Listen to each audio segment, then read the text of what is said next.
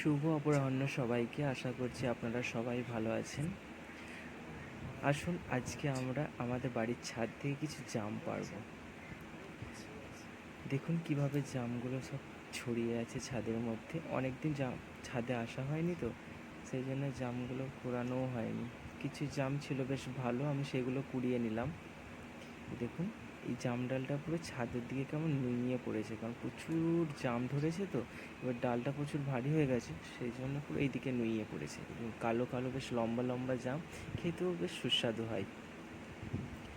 বাড়িতে থাকি না, যখন আসি তখন মাঝে মধ্যে এই ফল টল খাওয়া হয়। আগে তো জাম আম কিছুই ছিল না, অন্যের বাড়িতে যেতাম, ওদের বাড়িতে চেয়ে তারপরে খেতাম, মাখা করে খেতাম।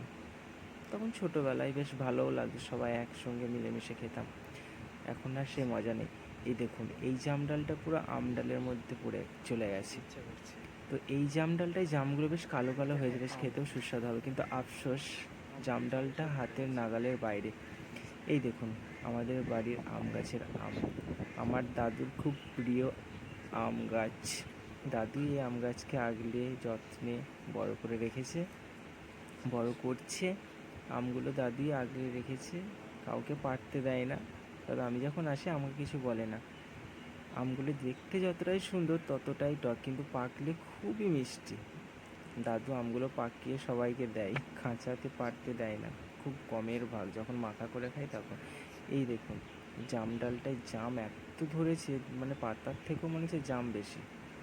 কালো কালো জাম আর সবুজ সবুজ পাতা মিলেমিশে একাকার।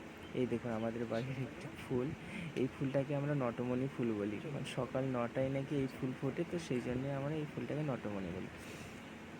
তো আসুন, যেই উদ্দেশ্যে এসেছি আজকে ছাদে, জাম খাবো। কারণ অনেক দিন পর বাড়ি আসলাম তো, বাড়ির সবাই জাম খেয়েছে, একমাত্র আমিই খাইনি। তো আজকে ভাবলাম যে জাম পেরে নিই কিছু, দিয়ে সবাই একসঙ্গে বসে খাবো। অনেকগুলো জাম আমি পেরেও নিয়েছি, প্রায় অর্ধেক ঝুড়ির মতো হয়েও গেছে, আপনারা দেখতেই পাবেন। এরপরে নিচে যাবো, দিয়ে সবাই একসঙ্গে বসে খাওয়া হবে। এই দেখুন আজকের ভিডিওটা এই পর্যন্তই। আবার দেখা হবে কোনো এক অন্য ভিডিওতে। সবাই ভালো থাকবেন, সুস্থ থাকবেন।